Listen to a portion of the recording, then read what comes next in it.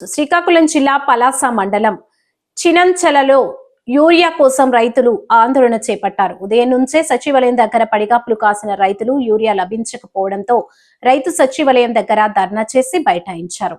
గ్రామానికి వచ్చిన యూరియా ఓ వర్గం తీసుకున్నారని ఆరోపించారు. పొట్ట దశలో ఉన్న వరి చేలుకు అధికారులు యూరియా సరఫరా చేయకపోవడంతో ఆగ్రహం వ్యక్తం చేశారు.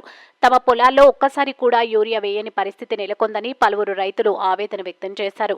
యూరియా సరఫరా చేయకుండా వ్యవసాయ అధికారులు అన్నదాతలను నిండా ముంచారని వాపోయారు. పొట్ట దశలో ఉన్న వరి చేలుకు యూరియా సరఫరా చేయకుండా అధికారులు నిర్లక్ష్యంగా వ్యవహరిస్తున్నారని ఆందోళన వ్యక్తం చేశారు. రైతుల సమస్యలను పరిష్కరించకపోతే పలాస ఆర్డీఓ కార్యాలయం ముట్టడిస్తామని హెచ్చరించారు.